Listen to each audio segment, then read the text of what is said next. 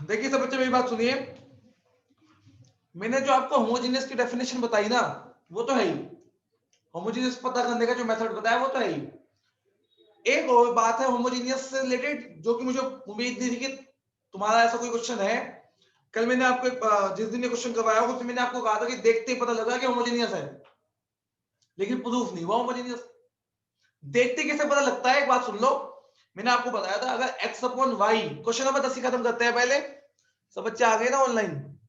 धैर्य video on रख भाई अपनी, आर्यन वीडियो ऑन रखिए, हिमांशु वीडियो ऑन रख। नहीं आया, पता नहीं क्या वीडियो रखिए। हाँ सुनो, मैंने आपको कहा था ना कि क्वेश्चन नंबर 10 में आपको याद होगा, मैंने बिना देखे ही कह दिया था कि भाई होमोजेनियस है। तो वो किस बेस पे कह दिया था?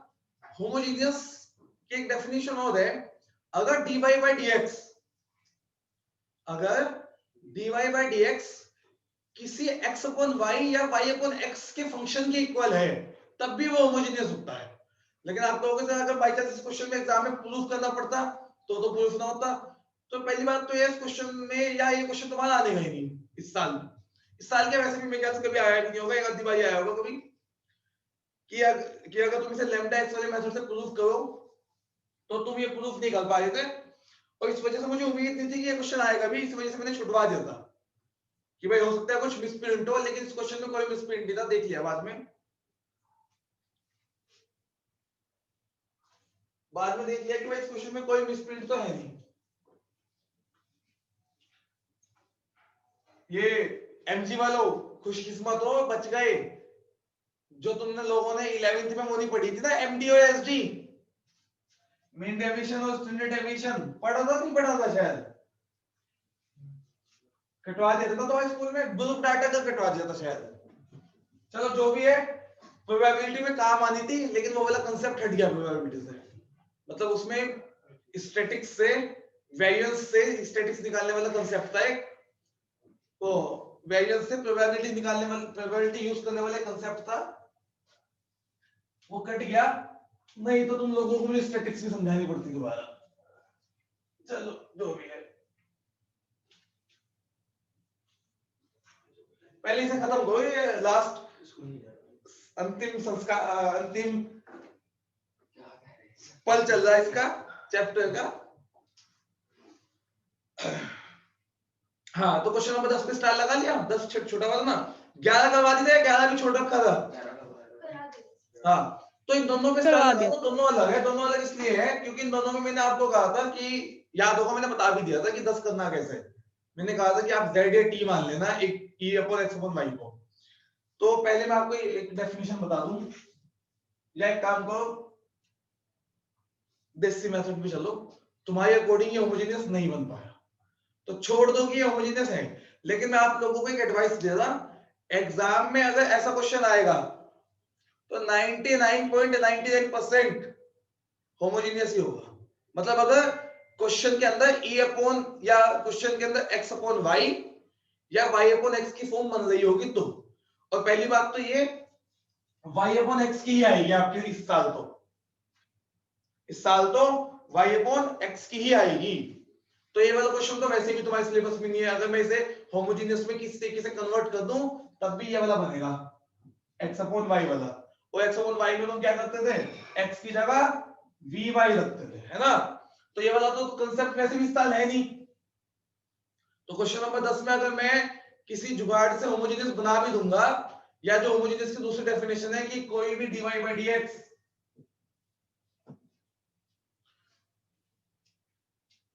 dx बाय dy बनाएंगे, टेंशन ना लो। x e की power x by y plus y square dy, y e की power x by y dx by dy, x e की power x by y plus y square. ये multiply से कहां पहुंच गया, डिवाइड। ये प्लस का इधर जाके माइनस। अलग तरीके से कर रहा है, मैं होमोजेनियस से नहीं कर रहा हूं मैं, इधर जाके क्या हो गया y स्क्वायर। अब एक बात ध्यान समझिए, e की power x by y, e की power x by y common, क्योंकि तुम्हारा जो तुम्हारे दिमाग में जो आ रहा है कि होमोजेनियस हो सकता है, इसी की वजह से तो है मैं इसे गायब कर दे रहा यहां से, वो होमोजेनियस वाला पंगा ही खत्म।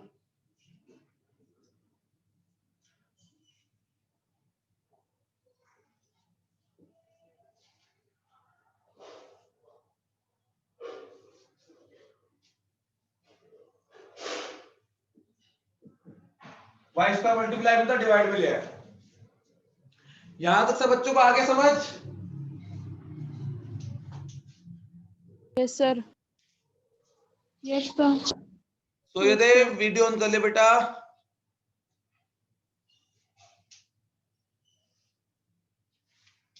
ठीक, अब एक बात सुनो, अगर तुम लोग डिफरेंशियल में पक्के हो चुके होंगे तो आप लोगों को अभी तक दिख भी जाता, अगर तुम डिफरेंशियल में पक्के होते तो चैप्टर 5 में ये किसका डिफरेंशियल है, ये पूरा का पूरा किसका डिफरेंशियल है?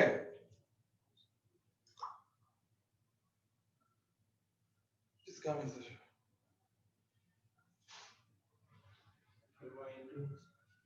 y अपॉन x का सर, x अपॉन y का, x अपॉन y का डिफरेंशियल है। और क्वेश्चन 2 ध्यान से देखिए, किसका डिफरेंशियल है? x अपॉन y का। और अगर मैं e की पावर x अपॉन y को t मान लूं, जैसे मैंने क्वेश्चन नंबर 11 में माना था, कहा था 11 अलग क्वेश्चन है, अगर मैं इसे t मान लूं और इसका डिफरेंशियल करूं तो e की power x by y as it is, और जब मैं इसका डिफरेंशियल करूंगा तो x का किसकी रिस्पेक्ट में करना, ये भी ध्यान से सुन लो, y के रिस्पेक्ट में, क्योंकि y है, किसकी रिस्पेक्ट में करना? y के रिस्पेक्ट में। x का y के रिस्पेक्ट में dx by dy, y as it is, y का y के रिस्पेक्ट में 1, x as it is, upon नीचे वाले का whole square equals to dt। तो ये पूरा का पूरा किस में कन्वर्ट हो गया? dt में कन्वर्ट हो गया। किस में कन्वर्ट हो गया? dt में। अगर मैं इसे क्या मानता हूं? dx by dy, sorry e की पावर x by y को क्या मानता हूं? t मानता हूं। अगर क्या मानता हूं इसको मैं? अगर t। समझ में आई मेरी बात यहां तक तुम्हें? अरे समझ में आया e की पावर x by y को t क्यों माना जाएगा? क्योंकि t मानने का फायदा ये है पूरा का पूरा किसमें कन्वर्ट हो जाएगा? ये dt में। इसे नोट कर लो यार, तक बात में ध्यान नहीं देना तुम्हें। चलिए नोट कर लीजिए इस क्वेश्चन को, फोटो भेज दिया फीवी में, किसी को ना दिखाई दे रहा हो। मुश्किल है, साल नहीं आने का ये क्वेश्चन।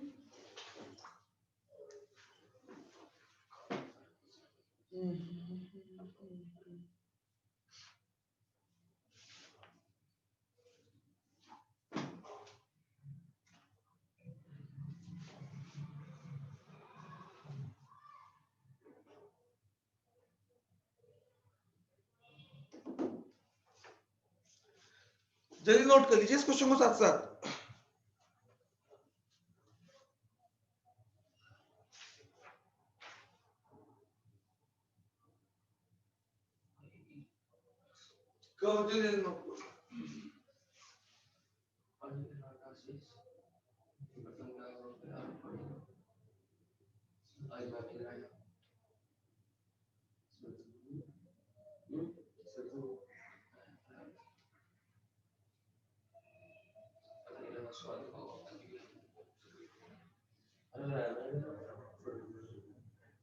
जो मैंने बोलने का है इसका हल्का सा पेज से टेस्ट है तो अलग से रेंज लगा थोड़ा बहुत लगा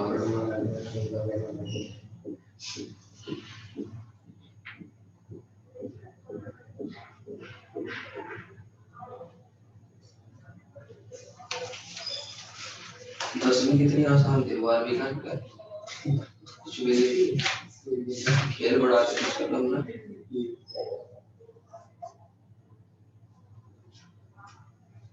हम पढ़ लेते हैं ढंग से नंबर तो यहाँ ऐसे तो बहुत आसान लगी, बहुत आसान थी वो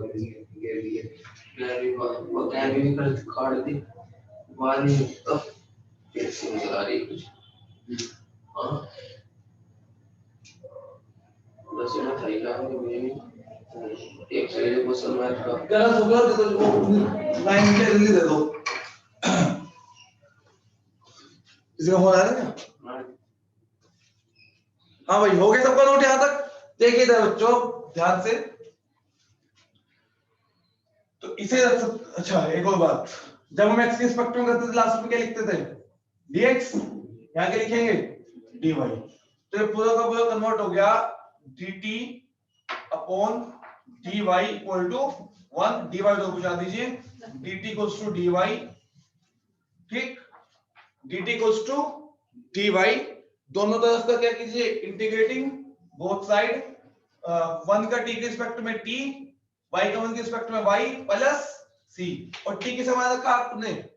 e की पावर x बाई y में, तो e की power x by y equal to y plus c। Check करो ये आंसर।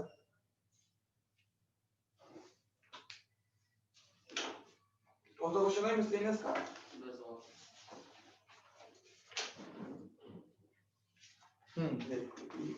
आ गया सब बच्चों को समझ? जल्दी बताइए। Yes, sir. Yes, sir. Boys Yes, sir. समझ में आ गया? Yes sir. सर एक बार सामने से हट जाओ। फोटो भेज के बेटा मैंने, पहले ये बताओ कि समझ में आया नहीं आया।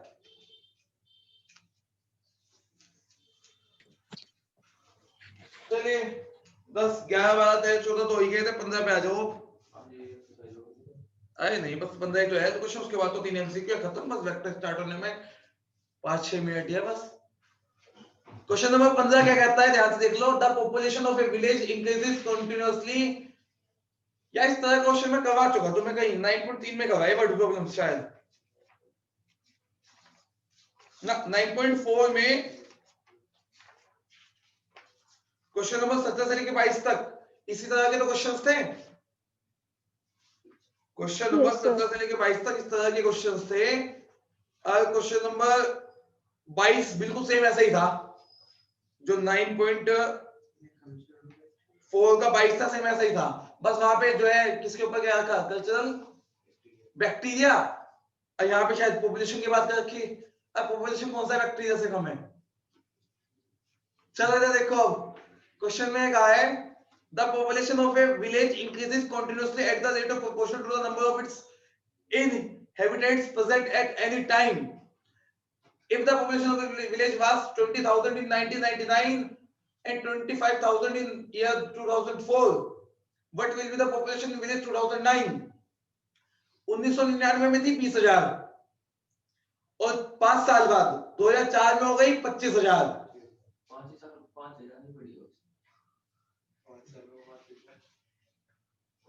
वो राष्ट्र के प्रति काफी सेंसिटिव इलाका था, उन्हें पता था कि जनसंख्या वृद्धि की कितने दिक्कत है। वो इलाका जानता था कि जितनी ज्यादा जनसंख्या होगी उतनी ज्यादा राष्ट्र में दिक्कत आएगी, समझे ना? उन्हें इस बात से मतलब नहीं था। क्या था वो डायलॉग? हम दो हमारे गिन लो, सबके हाथ में एक है, तो कुछ था ना? जो भी था व्हाटएवर, ध्यान यार भी अच्छा था वो। हर एक के हाथ में एक 47, हम दो हमारे दो हमारी गिन लो, हर एक के हाथ में 1 से 47। पता नहीं किसने कहा था, इधर आओ समझो। सही बात है भाई, देखो एक बात सोचो ना, फिर राशन में भी हर चीज में दिक्कत आ गई। अभी चलो ये वाला मुद्दा अभी छेड़ना नहीं चाहिए मुझे, इधर आ जाओ तुम क्वेश्चन नंबर 15 पे। तो क्वेश्चन ये क्या था, अच्छा कई बच्चे सोचते कहते का भाई 5,000 में 5,000 बढ़ी तो अगले 5 में 5,000 बढ़ेगी, तो आंसर आ गया सीधा सीधा 20, 25, 30,000 नहीं आने का इसका आंसर, क्योंकि इसने कहा है परसेंट पे बढ़ रही है। यहाँ पे कंपाउंड इंटरेस्ट वाला कंसेप्ट चल रहा है। यही सेम क्वेश्चन कंपाउंड इंटरेस्ट से भी हो सकता है। याद है कंपाउंड इंटरेस्ट का फॉर्मूला? किसी बच्चों को याद है कंपाउंड इंटरेस्ट का formula?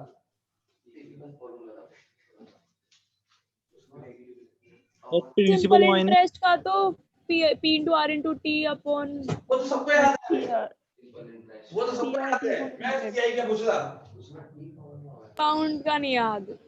a into 1 plus r upon 100 की पावर n, जहां n टाइम को डिनोट करता है।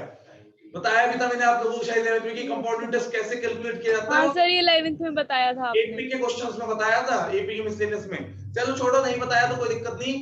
हम वैसे भी कॉमर्स वालों मेथड क्यों इस्तेमाल करें भाई, हमारे पास हमारा अपना एक अच्छा मेथड आ चुका और उसका नाम है इंटीग्रेशन। तो हम क्यों ना इंटीग्रेशन का इस्तेमाल करें। तो देखो ध्यान से भाई, लोग कहते हैं कि हम कॉमर्स वालों को, अकाउंट वालों को अंडर एस्टिमेट करते हैं। वो अंडर एस्टिमेट होने लायक ही है, वो हमसे बराबरी कर सकते हैं क्या किसी भी लेवल पे थी। इधर देखो, अब साइंस वालों को देते हैं कुछ बताने के लिए, फार्मर्स वाले ऐसा निकालते हैं कि कोई दिक्कत नहीं आ रही थी इसमें। इन इकोनॉमिक्स वालों को समझ ही नहीं आ रहा बिल्कुल। इधर देखिए, अब इसने कहा जितनी जनसंख्या है उस पे प्रोपोर्शनल है, यानी कि dy by dt का मतलब क्या होता है। मान लो अब ये मान लेना, let the present population be y। तो अकॉर्डिंग टू क्वेश्चन ये डिफरेंशियल इक्वेशन बनी, जितनी भी जनसंख्या है उसके बढ़ने की दर, उसके बढ़ने का रेट, यानी कि dy by dt proportional to y। आपको पता है प्रोपोर्शनल को हटाने के लिए क्या लेते हैं, कोई कांस्टेंट। तो dy by dt equals to k y, ये इधर पहुंच जाएगा, y इधर आ जाएगा। तो dt equals to 1/y dt, k constant, दोनों तरफ का इंटीग्रेशन, ये हो जाएगा आपका y k as it is t plus c, तो सॉरी log y, वाई कैसे हो गया? Yes sir. log y, sorry. ठीक, अब इस कितने नोन है, c t y k, 4 known एक तरीके से देखे तो। लेकिन आप एक बात ध्यान से समझो, जो आपको क्या क्या दे रखा, जब t 0 है तो t 0 होते वाला टर्म 0 हो जाएगा, तब y कितना है 20,000, तो c निकल जाएगा यहां से, c निकल जाएगा, निकल जाएगा। फिर जब c निकल जाएगा, फिर इसने कहा जब t 5 हो गया तब y कितना हो गया 25,000 आया ना। तो फिर वहां से तुम k निकाल लेना, t 5 इतने k निकाल लेना, c तुम्हारे पास पहले से निकला हुआ ही होगा, k आ चुका, c आ चुका। फिर इसने कहा कि जब 2009 में यानी कि t 10 हो जाएगा तो y की वैल्यू पता, पूछिए ऐसे निकाल लेना अपने आप इक्वेशन को सोल्व करके। ऐसे तो क्वेश्चंस करवाए थे आपको भाई, समझ में आ गए सब बच्चों को, जल्दी बताइए। Yes sir, yes sir. Yes sir. देखो भाई ऐसा है, अरे एक बार और समझा दो। हाँ सर, एक बार और बता दो। देख सबसे पहले तो डिफरेंशियल इक्वेशंस ने दी थी वर्ड्स में, और उस वर्ड को हमने मैथमेटिकल या फिजिकल कन्वर्ट कर लिया, फिजिकल क्वांटिटी में या मैथमेटिकल क्वांटिटी में कन्वर्ट कर लिया। इसने कहा जितनी भी जनसंख्या प्रेजेंट है उसके बढ़ने की दर जितनी भी है उसके प्रोपोर्शनल है। हमने मान लिया कि जनसंख्या y थी, जनसंख्या y है प्रेजेंट जनसंख्या, तो बढ़ने की दर का मतलब होता है dy by dt, rate of change को तो रिप्रेजेंट करता है ये। तो dy by dt proportional to y, proportional का साइन लगा के कांस्टेंट ले लिया, y वाला एक तरफ t एक तरफ, इंटीग्रेशन किया, इंटीग्रेशन करके ये इक्वेशन आ गई। अब क्वेश्चन ध्यान से पढ़ भाई, क्वेश्चन में एक आया कि 19 क्या है इस समय 1999 में 20,000 जनसंख्या है और 2004 में 25,000 हो गई। यानी कि आप एक काम करो, 1999 को ओरिजिन या इनिशियली मान लीजिए कि भाई जब t 0 है तो 20,000 है, 5 साल बाद y कितना हो गया 25,000 हो गया। y किसको डिनोट कर रहा है, जनसंख्या को डिनोट कर रहा है ना बेटा, t और y को पुट करेगा तो तेरे पास c आ जाएगा, c आ चुका है, t 5 है, y 25,000 पुट करेगा तो तेरे पास k आ जाएगा, k भी आ चुका, c भी आ चुका। फिर t को जब 10 पुट करेगा तो तेरे पास y आ जाएगा, क्योंकि k और c पहले से आ चुका है, तीनों को सॉल्व करना है बस, यही था क्वेश्चन। आगे समझ में अब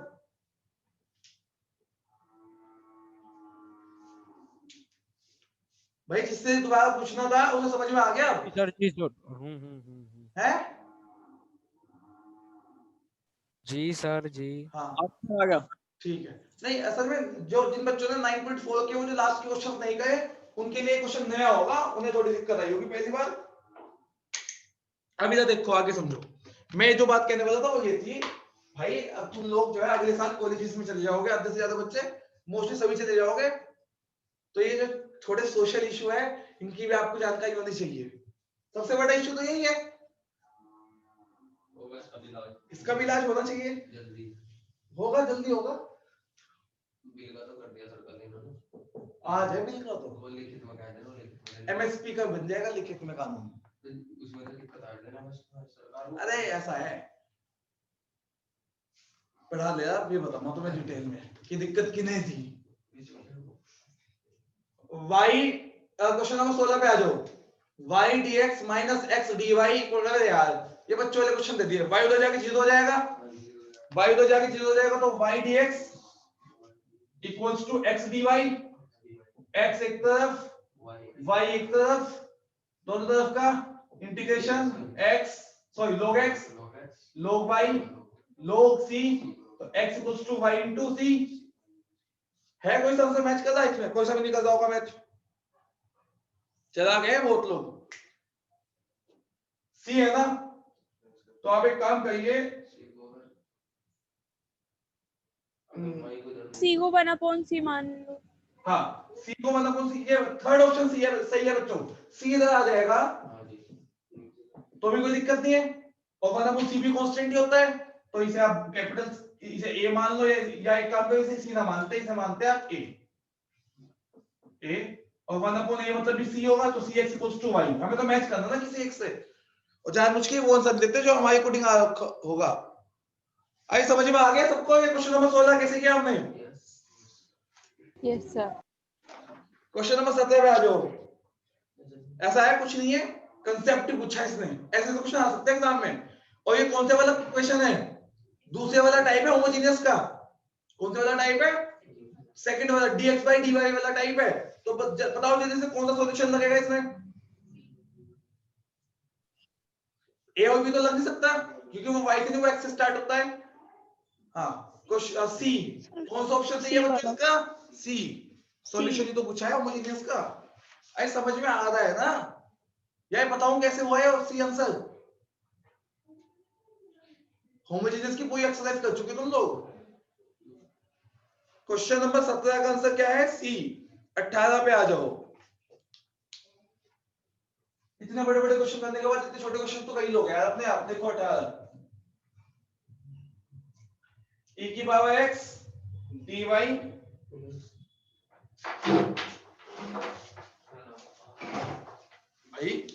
तो जल्दी आया।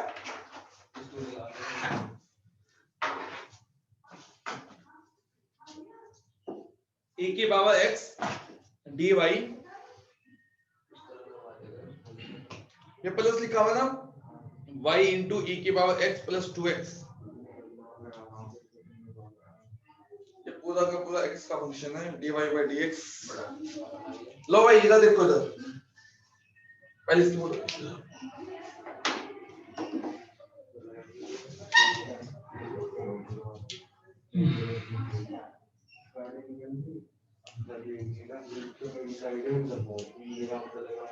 भाई बात ना बोल, लास्ट क्वेश्चन है, इसे ढंग से कर लेते हैं, नहीं तो मैं ऐसे भी तुम्हारे अपने आप देने वाला था। मैं चलो यार लास्ट क्वेश्चन।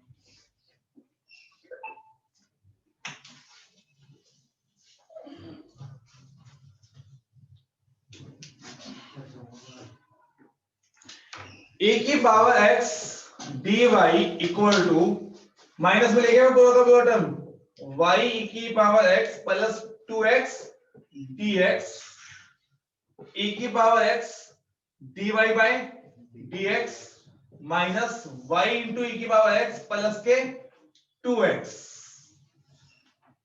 ये माइनस के इधर जाके प्लस y e की power x equals to 2x, e की पावर x से डिवाइड पूरे इक्वेशन में। क्यों? क्योंकि मैंने आपको बताया था लीनियर में dy by dx का मल्टीपल क्या होता है? 1। तो 1 मल्टीपल बनाने के लिए e की पावर x से डिवाइड कर दीजिए, और d की पावर x से डिवाइड करते ही ये भी ये हो जाएगा y, और ये हो जाएगा e की पावर x। बन गई लीनियर। p कितना है? 1, और q कितना है? 2x अपॉन e की पावर x। सॉल्यूशन में वैल्यू रखोगे, पहले आप सबसे पहले क्या निकाल लोगे? if। सबसे पहले क्या निकालोगे? Integrating factor. IF, फिर उसके बाद सॉल्यूशन कौन सा? y into IF equals to integration of q into IF plus c। समझ में आ गया? कर लोगे अपने आप? जल्दी बताइए। Yes, sir. Yes, sir. Yes, sir. Boys समझ में आ गया? Yes sir. सभी बॉयज को समझ में आ चुका है? Yes sir. जी सर। ऐसा है, पता क्या है, ये जो डिफरेंशियल इक्वेशन वाले क्वेश्चन है, मैंने आपको कहा कि 3 मेथड है, उन तीनों में से एक फंसेगा आपका, बहुत आसानी से आपको पता लग जाएगा कौन सा है। इसमें भी अगर देखो ऐसे y और x जो है मल्टीपल में तो अलग अलग बन सकते हैं। x अपॉन y या y अपॉन x वाला फंक्शन बन नहीं रहा कहीं भी, मतलब होमोजेनियस बन नहीं रहा भाई। क्वेश्चन नंबर 10 में तो हमने कह दिया था होमोजेनियस है, भले हमने उसके बाद होमोजेनियस ना बना के फिर सिंपल तरीके से कर लिया। और इस वाले क्वेश्चन में तो आपको सीधा सीधा क्या बन गया? लीनियर। तो मिसलेनियस करने के बाद पूरी प्रैक्टिस होगी, और ये हमारा कैसा क्वेश्चन था? लास्ट। अब आपका क्या काम है? इसे एनसीईआरटी को जल्दी से फेयर कर लीजिए, सारे एग्जांपल निपटा दीजिए। कोई दिक्कत आएगी तो उसका एक डाउट सेशन रख देंगे किसी दिन 12 का ही, और डाउट कैसे रखेंगे? सर कल टेस्ट नहीं है क्या? हाँ कल क्लास है, कल छुट्टी नहीं है, क्योंकि तुम्हारी टेस्ट भी छुट्टी तो होगी कह थी रहे ना, आप। क्योंकि कल सर। आप लोगों की छुट्टी होगी थी, इस वजह से संडे की कोई छुट्टी नहीं है। और सर, अब टेस्ट start नहीं है। करते हैं। क्या कह रहे हो बेटा? सर आपने टेस्ट भी तो कहा था संडे को। संडे को मैंने टेस्ट कहा था, लेकिन वो मेरा तुम्हें नहीं। अच्छा चैप्टर 9 का टेस्ट कहा था ना? Yes sir. Yes, sir. Test होगा लेकिन क्लास चलेगी पहले, पहले क्लास चलेगी। समझ में आ गया? चैप्टर का सर? चैप्टर 9 का टेस्ट चैप्टर? होगा बेटा। कौन सा का सर? चैप्टर 9 का, यही का डिफरेंशियल इक्वेशन का ही। Okay okay. तो पूरे चैप्टर का टेस्ट होगा डिफरेंशियल इक्वेशन का। अच्छे से तैयारी कर लेना अपने आप। अब हम स्टार्ट करते हैं। बस बहुत हो लिया, कैलकुलस से पक चुका है। वेक्टर निकाल लीजिए सब। देखो भाई ऐसा है, मैं जानता हूं कि फिजिक्स में आपने बहुत वेक्टर पढ़ा होगा, मुंडे मत हिलाओ। क्यों नहीं पढ़ा? बिना वेक्टर के तो भाई आते से कुछ डिफरेंशियल होने होंगे न्यूमेरिकल्स। चलो शांत होकर सुनो।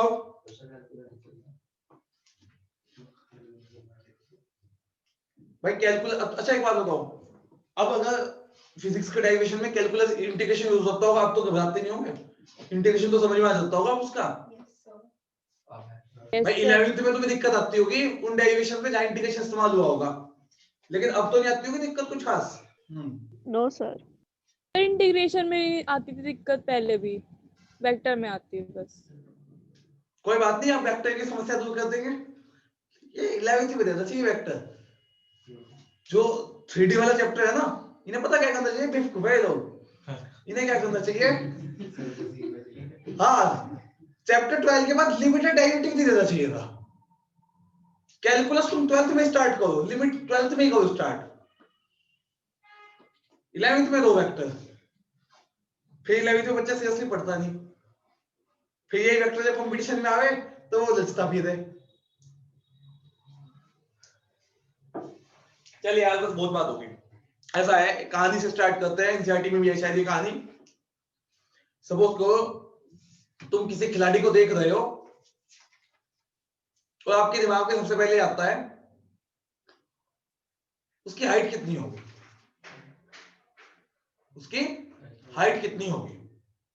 ऐसा है, वेक्टर स्टार्ट हो गया, आइए इंट्रोडक्शन चल रहा, ऐसा मान लो, क्योंकि मैं आपको पता है एकदम से एक्सरसाइज स्टार्ट करने से ना, हालांकि इसकी पहली एक्सरसाइज 2 मिनट की एक्सरसाइज है, खत्म हो जाएगी 2 मिनट में। समझो ध्यान से कि भाई तुमने किसी प्लेयर को देखा फुटबॉल खेलते हुए, अब तुमने उसके देख के 2 चीजें तुम्हारे दिमाग में आई कि भाई इसकी हाइट कितनी होगी या इसका वजन कितना होगा, मास कितना होगा इसका।